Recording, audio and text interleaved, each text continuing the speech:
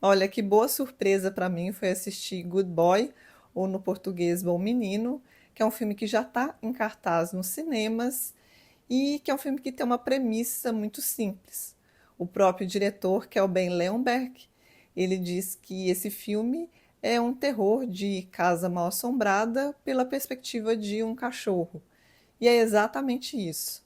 Mas eu acho que a forma como essa história é contada, por uma perspectiva muito sensível do Indy, né, que é o cãozinho, ela faz muita diferença. Até porque o filme também toca em temas sensíveis como a morte e também uma dificuldade de aceitação da morte por um dos personagens, e tudo isso ali sendo, de alguma maneira, passando, né, pelo olhar do Indy, que é o cachorro. Então, é interessante e eu acho que também angustiante, em alguma medida, pelo menos eu me senti angustiada durante o filme, porque a atmosfera que se constrói, ela é bem densa. E eu acho que algo que faz muita diferença para que essa atmosfera se crie é a própria presença do Indy.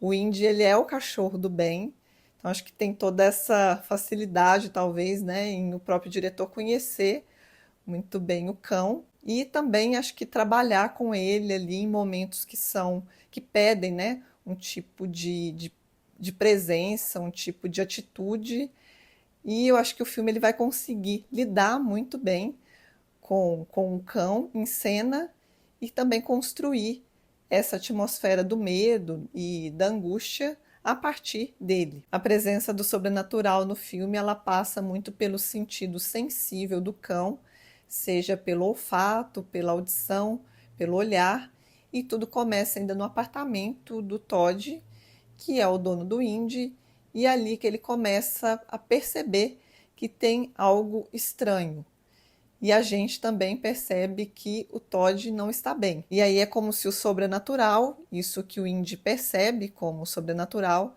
já assinalasse que a morte está se aproximando do Todd. E aí o Todd decide se isolar numa casa no campo, que é uma casa que pertenceu ao avô dele, que já morreu, e uma condição que remete à própria condição do Todd. E é nessa casa que as coisas começam a ficar mais intensas, porque esse sobrenatural ele começa a se amplificar ali dentro, e nesse momento é que eu acho que vem essa angústia, porque tem essa perspectiva, né? A câmera ela tá quase que sempre na perspectiva do Indy. Então a gente quase nem vê o Todd. A gente vê ele como se realmente a gente estivesse ali no lugar do cão. E a gente vê essa figura, né, do cão que não consegue também, acho que nem entender e nem se defender daquilo que está diante dele, que é diferente, por exemplo, quando o sobrenatural ele está do ponto de vista de um humano. Então dá essa angústia e também uma certa pena do cão. Mas aí tem uma coisa que eu fiquei pensando, porque o Todd, embora ele tenha noção da gravidade da doença dele, eu penso que ele ainda acha que pode haver um jeito de contornar aquilo. Então tem uma negação também do que está acontecendo ali. E é como se o Indy fosse pelo ponto de vista contrário disso, né? Assim, essa presença do sobrenatural, ela sinaliza a própria morte. Então o Indy ele late, ele vai procurar por isso pela casa, assim, é como se ele sinalizasse também para o Todd que tem algo muito errado ali. E ao mesmo tempo o Todd não quer ver. E do outro lado tem o Indy que tenta também defender o dono dessa presença que, ao mesmo tempo que é invisível, é muito intensa. E o que, que ele pode fazer diante disso? Então tem essa negação do Todd e também esse desespero de estar lidando com a vida, né, quase que se acabando, e do outro lado um cão tentando proteger o seu dono da própria morte. E toda a atmosfera da casa também exala essa presença da morte, até porque o avô do Todd também passou por um período muito difícil ali. Então tem esses móveis que estão cobertos por panos, como se a casa tivesse abandonada. Sempre tem uma chuva que está caindo e tudo muito escuro.